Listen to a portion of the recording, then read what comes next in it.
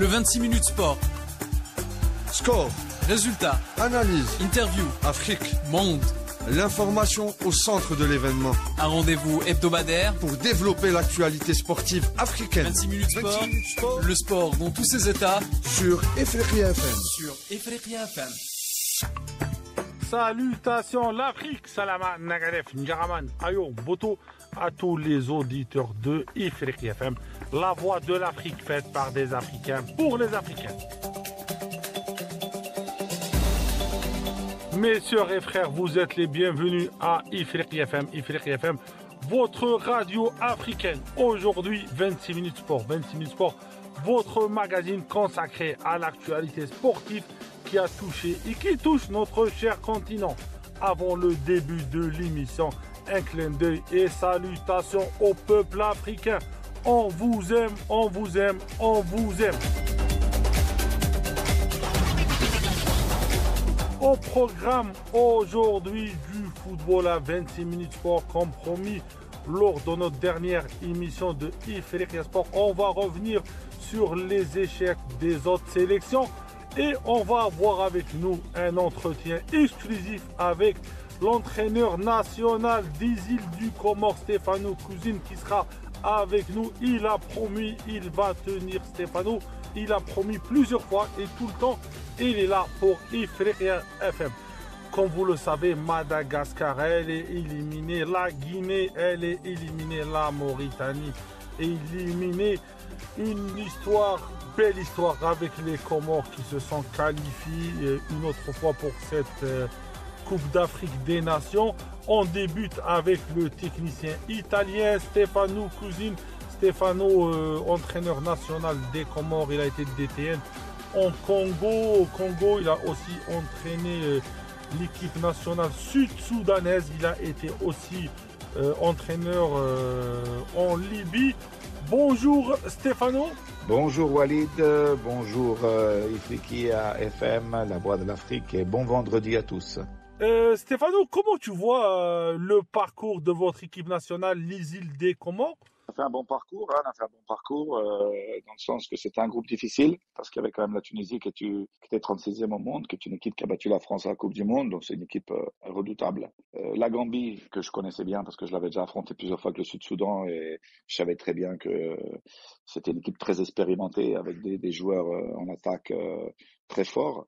Et puis Madagascar qu'on n'avait jamais battu en 46 ans d'histoire. Donc c'est sûr qu'au départ, le groupe était vraiment compliqué. Et je pense que le fait d'arriver à la fin, être premier, personne ne pouvait imaginer un truc pareil, même pas nous, je pense. Donc on est super content et je pense que c'est une très bonne chose pour le football comorien. Une question qui m'intrigue, Stefano, quel était le plus difficile selon toi pour votre sélection? Le plus difficile, c'est sûr que ça a été de jouer aucun match à domicile. Parce que bon, nous, en novembre dernier, on avait joué 2 matchs à domicile contre le Centrafrique et le Ghana, qu'on avait gagné tous les deux d'ailleurs. J'avais l'occasion de voir un public, le stade était archi comble. Il y avait un public qui transcendait les joueurs, donc le fait de jouer tous les matchs à l'extérieur, bon, ça c'était un peu difficile. Mais bon, ça aussi, c'est à travers la difficulté qu'on peut grandir en tant qu'équipe. On peut nous améliorer au niveau du mental. Et on a démontré que même en Tunisie, contre la Tunisie sur son propre terrain, on était capable d'avoir la personnalité de jouer à fond le match. Et je pense qu'on a gravé une étape ce jour-là. Et les objectifs, Stéphano, quels sont les objectifs pour cette CAN? Au niveau des objectifs, je pense que l'objectif, c'est de faire mieux que l'édition précédente. Donc, d'arriver à franchir déjà le premier tour, ça serait déjà une bonne chose pour faire aussi bien qu'avant. Et pourquoi pas nous améliorer à viser quelque chose de plus. Mais bon, il faut être réaliste. Il y a des grosses équipes, certainement qu'on sera dans le pot 4 et on trouvera donc que des équipes qui sont sur le classement, à base du classement FIFA, qui sont plus fortes que nous. Donc pour se sortir de ça, il va falloir travailler, bien se préparer. Mais bon, heureusement, Inch'Allah, on a un an devant nous. On aura l'occasion de faire tous les matchs de qualification pour la Coupe du Monde qui nous permettront de nous affûter, de nous améliorer de match par match, quoi. Quel truc, on va dire, t'as manqué dans ces éliminations à votre sélection? Disons que quand on a commencé les qualifications pour la Coupe du Monde, on était 6 dans le groupe, on est parti dans le 5e chapeau. Donc en principe, il y avait quand même 4 équipes meilleures que nous. Et c'est sûr que c'était impensable, je pense, impensable de voir les Comores en tête après 4 journées. C'est quand même 40% du parcours déjà effectué. Je pense que les prochains 3 matchs qu'on aura, ce seront décisifs. C'est là où tout va se décider parce qu'on jouera 2 fois contre le Mali, qui d'après moi est la meilleure équipe du groupe. Et donc tout va se décider dans cette double confrontation avec le Mali. Et l'équipe qui sera victorieuse dans ces 2 matchs-là, je pense qu'elle aura des bonnes chances au moins d'accrocher la 2e place, sinon de se qualifier directement pour la Coupe du Monde. Écoute, si tu peux me rajouter quelque chose, on sera content, moi et mes auditeurs de Ifriqiya FM. À remercier la radio Ifriqiya FM parce que c'est vrai qu'ils nous ont porté bonheur. Hein. J'avais lancé un message et répondu à une interview juste avant ces 2 matchs qualificatifs et on a fait 6 points. Donc j'en profite pour saluer toutes les personnes qui écoutent la radio et vous saluer. Et vous êtes un grand peuple. Et puis bon, c'est la beauté du football aussi, hein, de connaître aussi d'autres gens, etc. Donc je vous remercie à tous pour l'appui parce que je sais que l'équipe nationale des Comores, elle est votre 2e équipe. À bientôt à tous. Oh, merci Stéphano, on porte bonheur. Ifriqiya FM, elle est une radio africaine. On est là pour l'Afrique. Alors, on porte bonheur à tous les Africains. De Stéphano, on va revenir sur l'échec de la Mauritanie, les Morabitoun de Amir Abdou, qu'on va essayer d'avoir en entretien dans nos prochaines émissions. On va avoir avec nous Si Amadou, journaliste mauritanien, spécialiste de cette équipe des Morabitoun. Il est coordinateur des journalistes sportifs de l'agence presse africaine. On va l'avoir avec nous. Bonjour Amadou. Un constat sur cette équipe nationale des Morabitoun de Mauritanie. Bonjour Walid, bonjour Ifriqiya FM. La Mauritanie, dans le cadre des qualifications des éliminatoires pour la Coupe d'Afrique des Nations 2025, n'a pas pu créer le miracle. Donc, une victoire en Nouakchott lors de la dernière journée face au Cap-Vert n'a pas suffi pour passer devant le Botswana. Il fallait que le Botswana perde son match en Égypte et ils ont fait match nul. Donc une déception, c'est une déception pour les Morabitoun eux-mêmes déjà, une déception pour le peuple qui s'attendait à une 4e qualification d'affilée en Coupe d'Afrique des Nations. Ce qui n'est pas forcément une chose facile, mais l'appétit venant en mangeant, les Mauritaniens se sont quand même habitués ces dernières années à aller en Coupe d'Afrique. Donc forcément, c'est une grande déception. Amadou, selon toi, quelles sont les causes qui ont fait cette disqualification à la CAN? Maintenant, les causes elles sont multiples. Hein. Les causes qui font que l'équipe ne s'est pas qualifiée, déjà il y a un déficit de points, donc il y a des points qui ont été perdus là où ils devaient être gagnés. Par exemple, on aurait pu peut-être mieux faire lors du match contre l'Égypte à domicile, par exemple, même chez eux à l'aller. C'est des matchs qui sont perdus sur des faits des jeux, sur des pertes de balles dans des endroits qu'il faut pas forcément. Un manque de concentration les 15-20 dernières minutes. Tout le but qu'on a pris, c'était à peu près ça. Un manque de concentration sur le coup de pied arrêté. C'est des choses qu'on a vues. Et peut-être aussi une lassitude dans le groupe qui est là depuis longtemps, qui s'est peut-être embourgeoisé. Beaucoup de joueurs qui, au début de l'ère Amir Abdou, et peut-être bien avant à la fin de celle de Martins, étaient des joueurs locaux assez engagés, etc., et qui se sont expatriés justement avec la visibilité que les Morabitoun ont eue ces dernières années dans les différentes Coupes d'Afrique des Nations. Et aujourd'hui, force est de constater que la plupart de ces cadres ne sont plus au niveau. On peut parler d'Idrissa Thiam, qui était FC Lugo, au CD Lugo au CD Lugo en Espagne et qui se retrouve aujourd'hui en 2e division qatari. Donc c'est un exemple parmi tant d'autres. On a l'AK47 qui a été l'artilleur de l'équipe nationale pendant longtemps. qui au début il jouait en Grèce et aujourd'hui il est en Iran. Donc c'est autant d'exemples qui font que c'est plein de choses qui font que au final l'équipe n'a pas été assez efficace, assez chirurgicale pour glaner les points nécessaires à domicile et prendre ce qu'il y a à prendre à l'extérieur. Donc c'est une déception à ce niveau-là, mais voilà, il va falloir trouver vite des solutions. Comme on a lu, Amir est parti, c'est bon, tu confirmes cela? Alors forcément, la déception se lit encore sur le visage. Beaucoup de gens sont encore amers, mais j'ai envie de dire que quand même que tout n'est pas à jeter dans cette sélection, bien qu'elle est vieillissante, bien que certains se sont embourgeoisés. Il y a quand même des éléments qui sont jeunes, qui sont importants et qui pourraient être les visages de l'équipe nationale de demain. Je pense au jeune Omar Ngom au milieu de terrain, Beyat Le Kouri devant, l'ailier gauche et aujourd'hui c'est le sauveur des Mourabitoun entre guillemets, c'est Aboubakar Koïta, sur le flanc gauche. Voilà. Il y a autant comme ça de jeunes qui ont pu se faire une place dans l'équipe nationale et je pense qu'il y en a d'autres qui pourront toquer aux portes, notamment venant des clubs. Donc voilà. Le coach espagnol qui a été à Nouadhibou, c'est lui qui va assurer l'intérim de cette sélection? Alors, concernant l'avenir du sélectionneur national Amir Abdou, il a été scellé rapidement avec... Un accord à l'amiable a été annoncé à la suite de la réunion du Conseil fédéral de la Fédération mauritanienne de football qui s'est tenue ce vendredi à Nouakchott. Et donc, il a été annoncé une résiliation du contrat à l'amiable.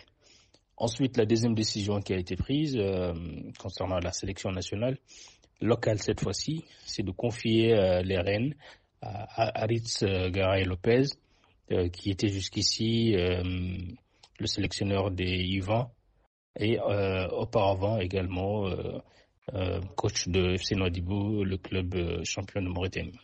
Est-ce que tu peux nous parler du bilan de Amir? Je pense qu'Amir, il a fait quelque chose, un travail qui a été fait. Donc Garay, dans un premier temps, n'a que la sélection locale qu'il devra conduire aux éliminatoires de la CHAN pour les matchs restants. Et de l'autre côté, la fédération va devoir rapidement statuer pour décider de donner la tête de l'équipe à un sélectionneur, dans le sens où il y a encore des matchs à disputer dans le cadre de la Coupe du Monde. Et de l'autre côté, même si les chances de se qualifier sont minces, les points compteront quand même pour le classement FIFA, etc. Donc voilà, c'est une phase critique, sensible par laquelle va passer le football mauritanien en ce moment. Il va falloir vite décider des orientations futures et faire en sorte que la Mauritanie revienne rapidement sur le devant de la scène du football africain. Et quels sont les points positifs que Amir Abdou a laissés? Alors, Amir Abdou, malgré les tensions avec le public ces dernières semaines dues au résultat, reste quand même cher à beaucoup de Mauritaniens, dans le sens où on rappelle qu'il a fait une campagne assez positive en Algérie lors du dernier CHAN, en allant jusqu'en quart de finale et en perdant sur le fil face au Sénégal en 8-0. Et ensuite, la Coupe d'Afrique des Nations en Côte d'Ivoire 2023, également, la Mauritanie est sortie des phases de groupe, a glané des points, a marqué des buts, etc. Donc ça, la Mauritanie lui doit. Également, beaucoup de jeunes qu'il a donné de la confiance, ou des moins jeunes mais qui n'étaient pas dans la sélection avant son arrivée.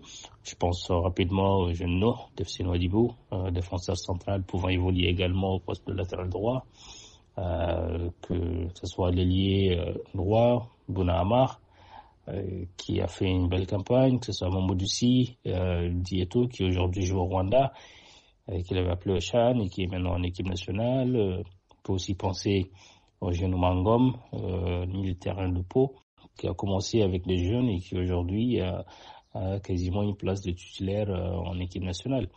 Donc oui, tout n'est pas à jeter durant ce parcours d'Amir Abdo avec les Morabitoun. Il va falloir partir de cet existant-là pour pouvoir construire l'avenir, mais le temps est compté, il va falloir le faire rapidement. Et de son côté, on est sûr que Amir va rebondir rapidement, sachant qu'il a été très convoité après la CAN et qu'il est doté de compétences quand même avérées. Mais force est de constater que pour la Mauritanie, il était peut-être arrivé en fin de cycle et que cette séparation à l'amiable, finalement, ce sera pour le bien de tous, de lui-même et des Mauritaniens. Amadou, si tu veux rajouter quelque chose en langue locale Hassania, on te remerciera. Merci Amadou et salutations aux auditeurs de Ifriqiya FM en Mauritanie, à côté du fleuve, après le fleuve, à Nouadhibou. On vous aime, le peuple mauritanien de Mauritanie. On prend directement le vol pour Madagascar. Notre ami, c'est un ami bien sûr à moi aussi que j'ai connu depuis quelques années. Gilles Lugan, sélectionneur, entraîneur national au niveau de la sélection de Madagascar. Bonjour Gilles, tu es le bienvenu avec nous mon ami Gilles. Bonjour Walid et bonjour à tous les auditeurs d'Ifriqiya FM. Merci de me recevoir encore une fois. Et ça me fait plaisir d'être avec vous, de donner quelques nouvelles de l'autre côté de l'Afrique, de Madagascar, et de vous retrouver comme tous les lundis. Gilles, pas de qualification en vue pour cette équipe nationale malgache? Notre qualification est le résultat de nombreux facteurs. Premièrement, une poule très très compacte avec peu d'écart entre les équipes. Les Comores étant un peu au-dessus du niveau du groupe, la Tunisie et la Gambie à un niveau assez élevé et deux équipes sérieuses. Il n'y a jamais eu beaucoup d'écart dans les résultats. De notre côté, nous on a manqué le coche dès le premier match. On a eu 3 occasions franches en deuxième mi-temps contre la Tunisie qu'on n'a pas marqué. On a encaissé un but dans les arrêts de jeu et à partir de là, notre jeu qui était pourtant bon au mois de juin, s'est un peu délité. On a perdu un peu de confiance. Il y a eu beaucoup moins de communication, de cohésion et de solidarité dans le groupe, que ce soit entre les joueurs ou dans les membres du staff, et la conséquence est que sur les 6 matchs, on n'a que 2 points, 2 matchs nuls, en sachant qu'on a pris 3 buts dans les arrêts de jeu qui nous coûtent cher. Non seulement c'est des points que nous on n'a pas marqués, mais surtout que nos adversaires ont marqué. Gilles, on aimerait bien savoir quelles sont les satisfactions, même s'il n'y a pas de qualification. On voit qu'il y a des satisfactions, non? Les satisfactions, c'est la progression de certains joueurs, parce que bien évidemment, nous avons des joueurs locaux dans le groupe, et certains ont bien progressé.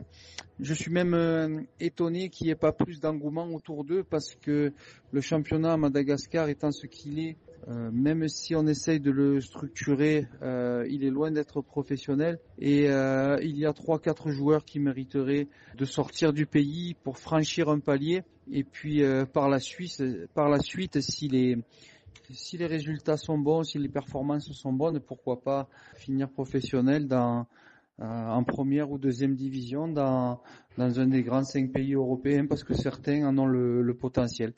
Alors pour le moment, c'est loin, mais il y a le potentiel, et puis il faut tenir compte aussi du manque de formation qu'il y a eu au pays pour envisager une bonne marge de progression et voir ces joueurs sortir dans des compétitions beaucoup plus élevées que le championnat à Madagascar. Et l'avenir, Gilles, comment tu le vois? Et ton avenir à toi? Tout d'abord, il faut parler de l'avenir de la sélection, ce qui est le plus important. Une sélection qu'on doit remettre sur pied rapidement parce que il y a les qualifications pour la Coupe du Monde dès le mois de mars. On est dans une poule très serrée parce que la forme des Comores en 2024 et puis les mésaventures du Mali et du Ghana qui étaient les favoris du groupe ont chamboulé un peu la hiérarchie et puis ce groupe devient ouvert, que ce soit pour le Centrafrique, le Ghana, le Mali, les Comores et nous-mêmes. Et donc on va essayer de rivaliser au mieux. Je vous cache pas que ça va être dur de remettre un peu les têtes à l'endroit, comme on dit, parce qu'on a été touché moralement par cette élimination à la CAN. Mais on va essayer de tirer profit de certains résultats des grandes nations du groupe là pour essayer de rivaliser avec eux en tête de ce groupe qui est pour le moment très ouvert et qui laisse des possibilités à toutes les équipes. Et au niveau personnel, j'aimerais bien savoir quelle sera ta situation au niveau personnel. Et pour un avenir un peu plus personnel, eh bien, vous savez que le sélectionneur national a démissionné. J'ai dû reprendre au pied levé sa démission, même si les joueurs ont été marqués, non seulement par l'élimination, mais en plus par la décision du coach qui a abandonné le navire. Donc voilà, j'ai repris tant bien que mal. On a fait un bon match contre les Comores, même si le résultat n'était pas là. Et puis, il va y avoir le choix du nouveau sélectionneur et je vais me porter candidat parce que j'ai soutenu le coach, j'ai essayé de lui proposer beaucoup de solutions et d'innovations qui n'ont pas été toutes suivies. Donc je vais proposer mon projet sportif, mon projet pour la sélection parce que le principal n'est pas le choix du coach mais le choix du projet sportif parce que il faut tirer cette sélection malgache vers le haut. Et ensuite on verra bien. Je suis de toute façon sous contrat avec la fédération et le ministère jusqu'en octobre 2026, donc je ferai partie du projet, je pense, d'une manière ou d'une autre, et j'espère que je ferai partie de ce projet-là en tant que sélectionneur de l'équipe nationale. J'aimerais bien savoir aussi quelle est ta lecture, toi qui as entraîné des équipes partout en Afrique, au Congo, au Guinée, et un peu partout en Afrique. Comment tu vois la non-présence de quelques grandes nations africaines comme la Guinée, le Ghana et bien sûr la Mauritanie? La non-qualification du Ghana et de la Guinée qui sont des grandes nations du football et de la Mauritanie qui a la volonté de devenir une nation qui compte dans le football africain sont un peu surprenantes dans un sens parce que c'est des favoris de groupe qui sont éliminés. Mais de notre côté, il y a des petites nations qui émergent et puis la Guinée a perdu avec un match crucial contre la Tanzanie. Le Ghana a subi le changement d'un coach et puis je pense que ils arrivent avec une génération qui arrive en bout de course. Il faudrait se renouveler du côté du Ghana et c'est pas facile. C'est pas facile parce que les grandes nations qui doivent dire au revoir aux joueurs clés de leur sélection tardent toujours un petit peu et puis ils ont un moment de flottement et ça leur coûte une qualification à la CAN comme c'est le cas pour le Ghana. Je connais moins la situation de la Mauritanie, je savais qu'ils avaient des ambitions, j'ai moins suivi leur groupe, mais il est vrai que c'est assez surprenant de voir une nation ambitieuse comme ça être éliminée en phase de groupe. Écoute Gilles, si tu veux rajouter quelque chose pour conclure, on te laisse le mot de la fin. Oui, pour conclure, merci de nous recevoir régulièrement. Je sais que Walid, que vous êtes quelqu'un de fidèle en amitié et on se connaît depuis longtemps, donc je suis pas étonné de votre fidélité et puis de vos messages, de vos encouragements quand on subit des éliminations comme ça. Donc merci beaucoup. Merci à vos auditeurs et puis j'espère qu'on se retrouvera dans des conditions un peu plus joyeuses et un peu plus gaies pour la sélection malgache. Et je vous dis à très bientôt. Merci Gilles Hugon, entraîneur passionné par l'Afrique.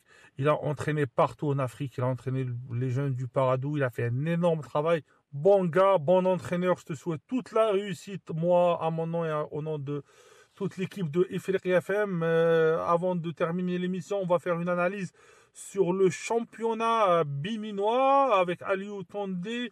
Aliou, bonjour. Une analyse du championnat béninois qui s'est joué hier. Bonjour Walid, c'est un plaisir de vous retrouver en direct de Parakou, la 3e ville à statut particulier du Bénin. Ah oui, le championnat béninois était à sa 9e journée ce week-end. Les Buffles du Bogo, l'un des clubs les plus titrés du pays, ont été battus à domicile dans le derby de Parakou par Dynamo FC sur le score d'1-0. Une petite défaite, mais qui fait mal. Les Buffles, malgré leur défense solide, n'ont pas su concrétiser leurs nombreuses occasions. Ils sont tombés sur un adversaire qui a su exploiter la moindre erreur. Cette défaite marque la fin de 6 journées consécutives sans encaisser un but, mais aussi la mise en lumière des difficultés offensives du club phare de Septentrion. Avec seulement 5 buts inscrits en 9 matchs, l'attaque des Buffles reste trop timide. Et la question se pose désormais, comment équilibrer cette défense de fer avec une attaque plus percutante? En attendant de trouver la réponse, Asvo connaît de son côté un début de saison catastrophique. Après une lourde défaite 3-0 face à Ayema, le club du Sud-Ouest est en grande difficulté. 3 défaites et 10 buts encaissés en 9 journées. Voilà qui résume assez bien la situation du club. L'équipe a pourtant fait une pré-saison intéressante au Nigeria, mais la réalité du terrain semble bien différente après 9 journées. La saison sera difficile pour l'association sportive de la vallée de Lemay si elle ne réagit pas assez rapidement. Et puis, il y a à BFC ce petit poussé qui commence par se réveiller dans cette ligue professionnelle. Dans un match tendu contre Tonnerre FC de Boycon, champion du Bénin 2007, Abeille a réussi à décrocher une victoire précieuse 1-0. L'arrivée d'Adam Kabi Taïrou à la tête de l'équipe semble avoir fait des miracles. Depuis son arrivée, les résultats s'améliorent et le jeu est en constante progression du côté des Abeilles. Merci Aliou Tondé de ta gentillesse. On arrive à la fin de l'émission. Je vous dis à la semaine prochaine. Cette semaine, on aura le retour de la Ligue des champions africaine. Demain mardi, mercredi, on aura la Coupe de la CAF. Vous aurez du football plein les yeux et plein les oreilles. On va voir aussi d'autres compétitions qui vont débuter prochainement en Afrique. La CAN de handball. On reviendra sur la CAN féminine de handball, sur le football féminin et les poules de la Coupe d'Afrique prochainement. Et je vous aime. Je vous demande aussi de liker nos émissions sur les réseaux sociaux, télécharger notre application pour écouter, réécouter nos émissions en replay. Et à la semaine prochaine, mes sœurs et frères africains, je vous aime.